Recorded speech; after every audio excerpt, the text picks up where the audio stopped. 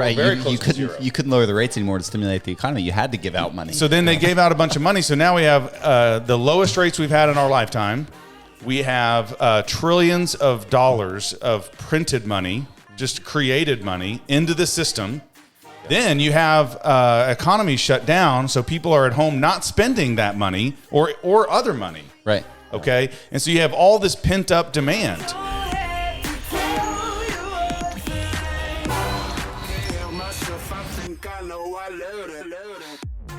Welcome back to How to Invest in Commercial Real Estate. My name is Braden Cheek, and I'm joined by my co-hosts today, Joel Thompson and Brian Duck. What's up, guys? Crazy time to be in real estate right now. It just keeps getting crazier.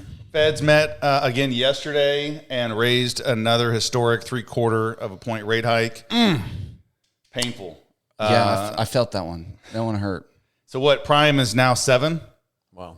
Is that? I think that's right. What was it? Was it 3.25 when it started? 3.25 when it started. The rate hike started. So, it's severely. And the cost impacting. of borrowing roughly is probably prime plus half a point, give or take. Average, yeah. Your credit and what you're getting on the rest of your terms. But yeah, so that means the general cost of capital for a real estate deal was 4% or sub 4%. 3.75, mid 3s on an apartment complex. So that's a massive difference because prime's at 7, so half a point above that, 7.5, which we just got a deal locked in at half a point above prime before it locked in. So that's a real rate. Yeah. So 7.5 today. It's crazy. And the interesting thing about the meeting, which we want to talk about, is the signaling that the rate hikes are not going to stop.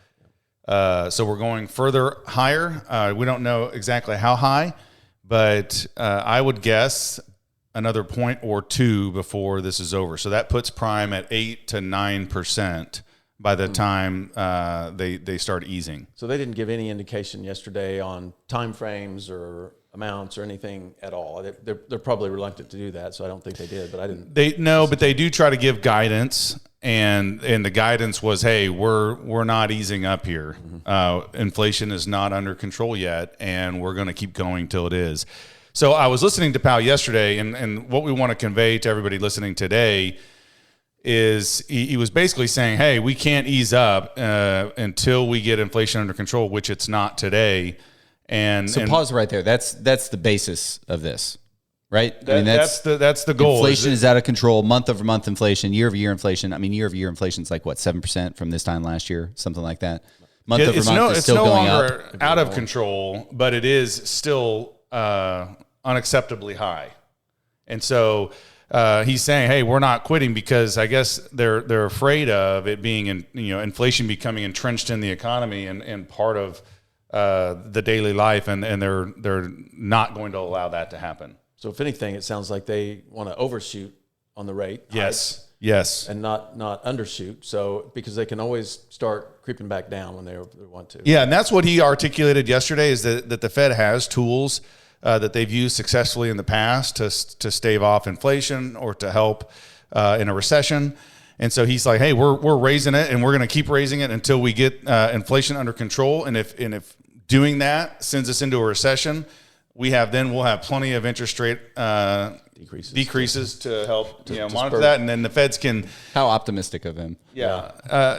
But for us, we wanted to talk today. Okay, so what does that mean? Because the lending situation in commercial real estate has just gone totally out of control, and I would say that cap rates haven't adjusted at all. If they've gone up a quarter point, that would be a best case from what I've seen. So let's start on why the Fed is raising the interest rates. Brian, why are they raising the interest rates to curb inflation? They said they're going to continue to do it until inflation is under control and to get it out of being a part of our economy. So why is raising the interest rates getting inflation back in control? Well, I'm not an expert on it, but let's take the biggest companies and even small companies around the country. If they want to spur growth within their own company, they're going to go out and borrow the money, to buy new machinery or whatever it is, hire people, whatever it is. That's what they're going to want to do. Well, now they're not going to do that as much, and so that helps keep prices down because they're not growing, right? Gotcha. So, there's other examples. I don't know if I don't feel qualified to answer that. You can see it all over. I read an article this morning that Meta pulled out of a 600,000 square feet on their brand new HQ2 in Austin. Oh, right. Right. So, I mean, from the biggest companies to the smallest companies, nobody can afford to grow when the cost of capital and the cost of debt is this high. It's kind of my basic level understanding. Yeah. Yeah. I mean, I think let's admit our understanding is basic at best. Yeah. Right. And so I don't know that I'm even qualified to talk about exactly how inflation is going to come under control just by rising interest rates. But we do know that it does make the cost of capital expensive, and so it will slow construction. Construction that's really the main interest rate that the floating rate, the short term rate that they use for construction projects. Yeah. The cost of capital for growth. But even the raising of rates and the Fed's saying they're going to be raising rates could also psychologically have companies pulling out of big projects because they think, okay, if we raise these so high, recession is going to follow. We've gone through this 10-year bull cycle run. Oh, right. And so even the psychological nature of it could slow things down enough to help bring inflation back under control. Yeah. They're worried they may do all this growth. They may bite the bullet on the higher interest, but then on the other side of it, if it's a recession, if everything slows down, people aren't going to buy whatever their product or service is. So yeah, it really slows it down. I think it's really fascinating, just like the macro aspect of this, because when you were in the middle of COVID in 2020, you heard this term called quantitative easing. And if you had, children or employees or a business or really a bank account and were alive, you notice you got some free money. Everyone got free money, right? The PPP loans, like if you had 20 employees, you probably got hundreds of thousands of dollars in forgive, it's completely forgiven. Yeah. You don't have to pay it back. You could get more. I forget what the loan was called, but you have to pay that one back at like 1% interest a year or something crazy over 30 years.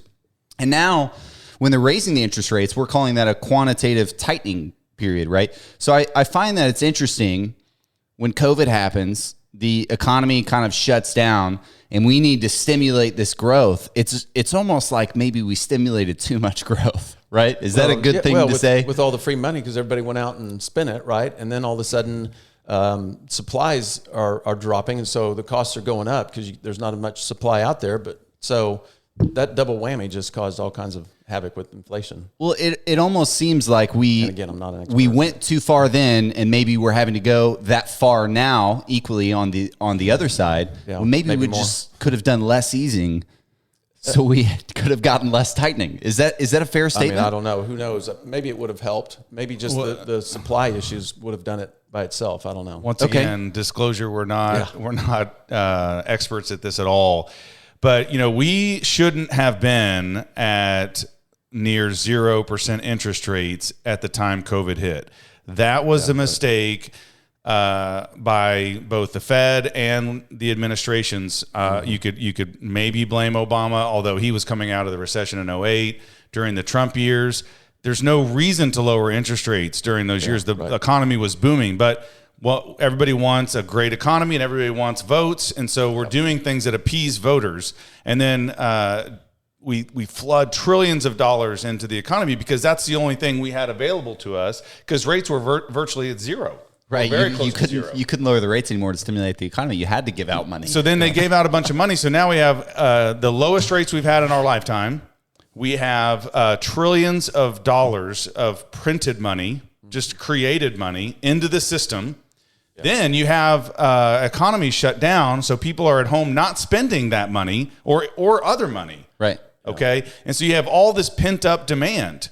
You had factories shutting down, and now you get backlog of goods. So when the economy started back up again, everybody's flush with cash. Mm-hmm. The products took a while to get back online, so that started pushing prices up. Yep. There's so many things that went into building this inflationary tail. And, the chatter out there is, it's Biden's fault because it happened during his watch. But there's so many other things over the last, say, 8 years that really got us in a position perfect position to have this runaway inflation. Yeah. And now we're dealing with it. And one of the ways we're dealing with it is just jacking up interest rates as fast as we can do it. So I've got a question. So back to how this affects real estate. I'm not familiar with this because all the deals that I've been in with Precision and all the ones we've done with Criterion, we've always done locked interest rates, right? So, but aren't there probably investors out there, or real estate investors, or whatever that had floating interest rates? Is that possible? And so, what's happening? Obviously, those rates are going up, but what are those people doing at this point? Do you know? Weeping.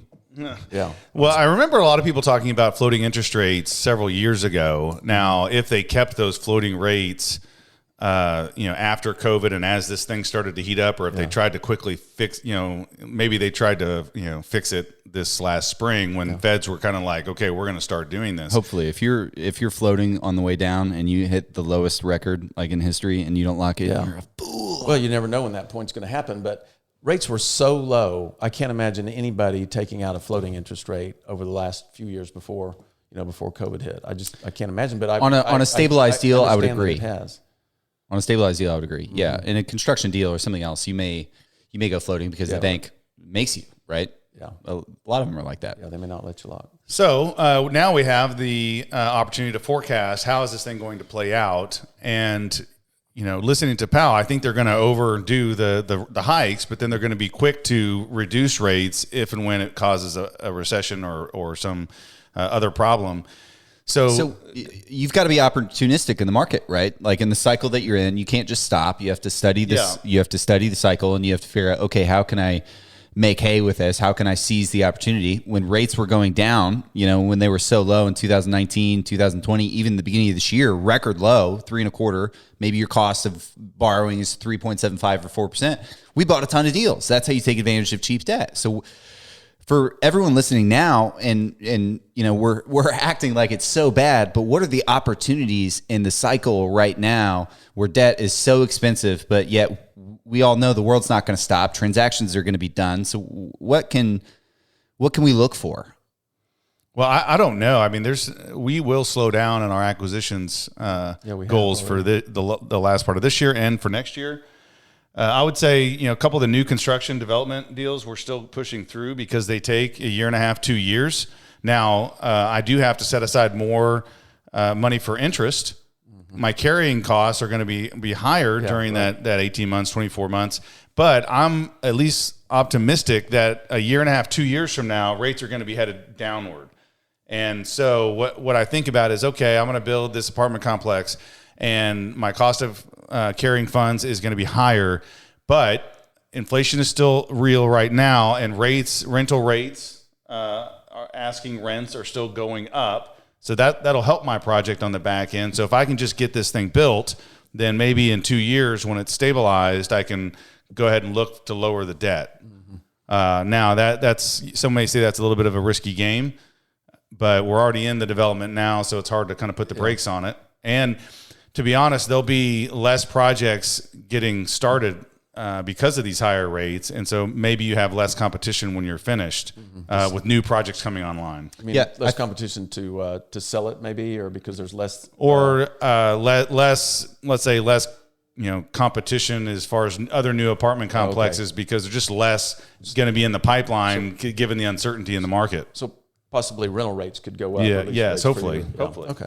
Yeah, because you're still going to have population growth. You're still going to have growth into new markets and everything like that. I think the longer rates stay high, which I don't really want them to stay high very long, but the longer they stay high, the more opportunities there will be in the long run because these people that had low rates and the deals barely worked with the low rates are now going to have to refinance, and there's not going to be anywhere to get cheap money. Right. The risk of default is a lot higher. I was going to say that's an opportunity to look out for. Is there's a lot of people that maybe over leverage themselves. Yes. There's maybe a lot of projects that got started that couldn't get completed, or renovations maybe. So I think there's an opportunity to pick up some of those deals. I also think there could be an opportunity for a great asset, and a seller's got to sell. You're dealing with maybe a REIT or a fund that had a specific timeline and they had to sell. Obviously, now is not the best time to sell, but people are always going to have to sell. Somebody's going to die or whatever. So picking up a great asset at a decent price, but a discount considering where debt is, and then just penciling in a refi in a few years, I think there could be several opportunities there. Well, if you're listening, we'd love to hear your thoughts. Comment, let us know what you think about the interest rates. When are they coming down? How high are they going to go? We'd love to hear feedback because obviously we don't know. We have no crystal ball with respect to this stuff. So, Yeah. Absolutely. Well, they're probably staying high for a little bit, right? Next year is probably, we're not going to see rates in the 3s next year, are we? No. I think that's right. Yeah. I don't think anybody'd argue with that. I would say plan on higher rates for at least a year and a half before they start coming down. Okay, year and a half. So like before they start next coming fall, let's revisit this topic. Yeah. But I don't think they're going to lower rates before next fall. Yeah. And I bet you we're close to 8.5, 9 by next summer. So We'll see. Ow! I'm just saying. I We'll don't see know how close your guess is here in a year and a half. From now. Yeah, we'll clip it for sure. But anyway, thanks for joining us on another episode of How to Invest in Commercial Real Estate. And this is our quick little synopsis of the November interest rate hike. We'll catch you next time. Thanks, guys.